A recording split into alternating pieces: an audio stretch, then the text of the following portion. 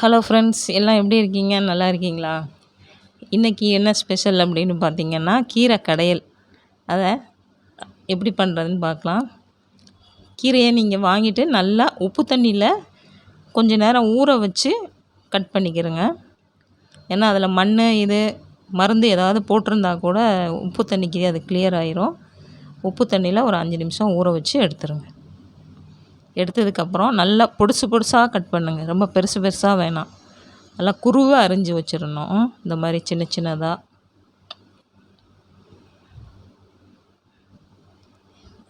இந்த மாதிரி கட் பண்ணி வச்சுடுங்க. வச்சதுக்கப்புறம் பாசிப்பருப்பு கொஞ்சமாக பாசிப்பருப்பு எடுத்துருங்க. ஒரு 50 கிராம் போதும். ஒரு கட்டுக்கு 50 கிராம் போதும். க்ளீன் பண்ணிவிட்டு இதை அவிச்சிடலாம்.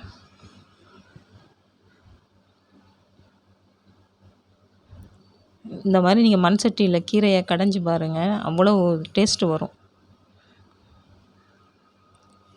தண்ணி ஊற்றியாச்சு, அவியட்டும்.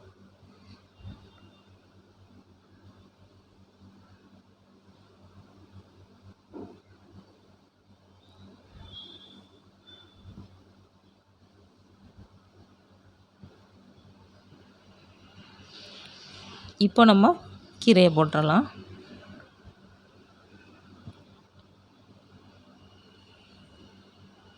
பருப்பு நீங்கள் இந்த பதத்துக்கு அவிச்சாவே போதும். அந்த கீரையை போட்டு நம்ம அவிய வைக்கும்போது அது நல்லா அவிஞ்சிரும். ரெண்டும் நல்லா சேர்ந்து கூலாயிரும்.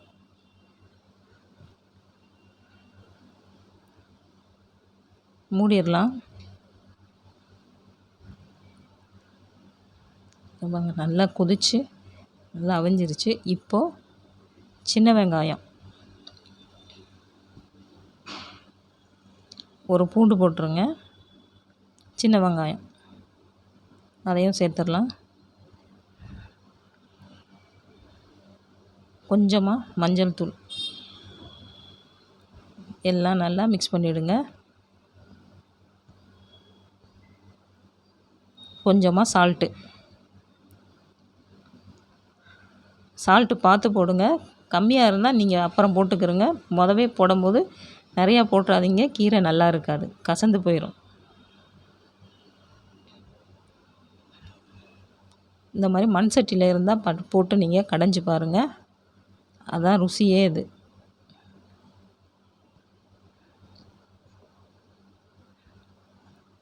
இப்போ நல்லா கொஞ்சம் நீங்கள் மசிச்சு விட்டுறலாம்.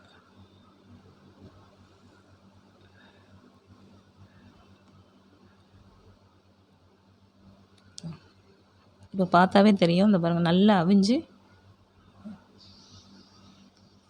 சூப்பு மாதிரி குடிக்கிற அளவுக்கு கீரை வந்துருச்சு பாருங்கள்.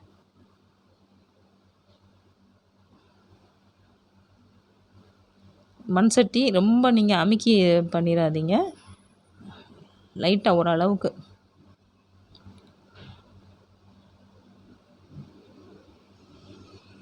இந்த மாதிரி கடைஞ்சி வச்சுட்டு போதும். இப்போ அடுத்து இதை நம்ம தாளிச்சிடலாம். கொஞ்சமாக எண்ணெய் ஊற்றிடுங்க. கடுகு 1 டீஸ்பூன் போடுங்க. உளுந்து 1 டீஸ்பூன் போடுங்க.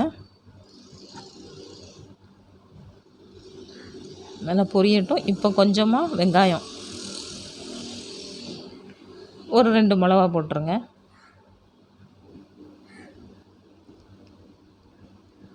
கொஞ்சமாக கருவேப்பிலை. இதெல்லாம் நல்லா பொரியட்டும். தாளிக்கிறது கொஞ்சம் இந்த மாதிரி கருக தாளிச்சிருங்க. சட்டி பிடிக்கிற அளவுக்கு வேண்டாம், இந்த அளவில். இப்போது இதை ஊற்றுனீங்கன்னா அந்த வாசம் அவ்வளோ அருமையாக இருக்கும். ரெடி ஆயிடுச்சு கீரை கடையல். என்ன ஃப்ரெண்ட்ஸ், நீங்களும் செஞ்சு பார்த்துட்டு எனக்கு கமெண்ட் பண்ணுங்கள், லைக் பண்ணுங்கள், வீடியோ சப்ஸ்கிரைப் பண்ணுங்கள்.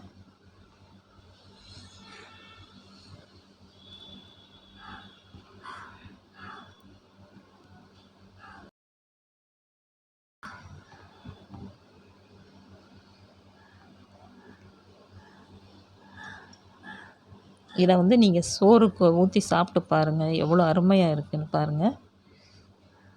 சும்மா கூட குடிக்கலாம்.